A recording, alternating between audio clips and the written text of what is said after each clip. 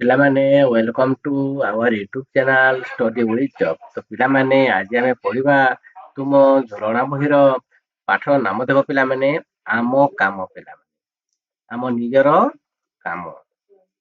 ଏଟା ଠିକ କଣ ଗୀତଟି ପିଲାମାନେ ଚାଲ ଆମେ ତାହେଲେ ଗାଇବା। ତ ପିଲାମାନେ ଆସ ଏଇ ଗୀତଟି ଗାଇବା ପୂର୍ବରୁ ତୁମମାନେ ଚ୍ୟାନେଲକୁ ସବସ୍କ୍ରାଇବ କର, କାହିଁକି ନା ତୁମମାନେ ଏଇ ଚ୍ୟାନେଲ ମାଧ୍ୟମରେ ଏମିତି ଅନେକ ନୂଆ ନୂଆ ଭିଡିଓ ଦେଖିବାକୁ ପାଇବ ଏବଂ ନିଜ ସାଙ୍ଗମାନଙ୍କ ପାଖକୁ ସେୟାର କର, କାହିଁକି ନା ସେମାନେ ମଧ୍ୟ ଏଇ ଭିଡିଓ ଦେଖିପାରିବେ। ତ ପିଲାମାନେ ଚାଲ ଆମେ ଡେରି ନ କରି ଶୀଘ୍ର ଶୀଘ୍ର ଚାଲ ଆମେ ଗୀତଟି ଗାଇବା। ଦେଖ ପିଲାମାନେ ଆମେ କଣ କରିବା ପିଲାମାନେ ଦେଖ, ସକାଳ ଉଠି ଦାନ୍ତ ଘଷିବା, ଖାଇବା ଆଗରୁ ହାତ ଧୋଇବା। ପିଲାମାନେ ଆମେ ସକାଳୁ ଉଠି କଣ କରିବା, ସକାଳୁ ଉଠିକି ଆମେ କଣ କରିବା, ଦାନ୍ତ ଘଷିବା ପିଲାମାନେ।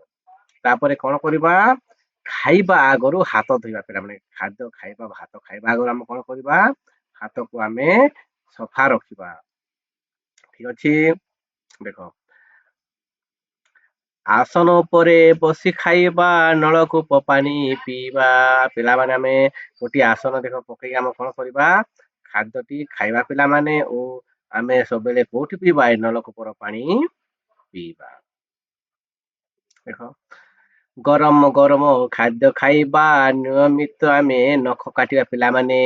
ଆମେ ଗରମ ଗରମ ଖାଦ୍ୟ ଖାଇବା, ଥଣ୍ଡା ହେଲେ ଖାଦ୍ୟକୁ ଆମେ ଖାଇବା ନାହିଁ ଏବଂ ନିୟମିତ ଆମେ କଣ କରିବା ପିଲାମାନେ, ଆମେ ନଖ କାଟିବା, ନଖକୁ ସବୁବେଳେ ତୁମେ ସଫା ରଖିବ ପିଲାମାନେ।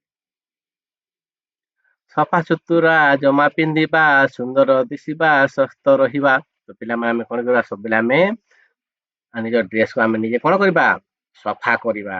ସଫା ସୁତୁରା ଆମେ ସବୁବେଳେ ଡ୍ରେସ ପିନ୍ଧିବା।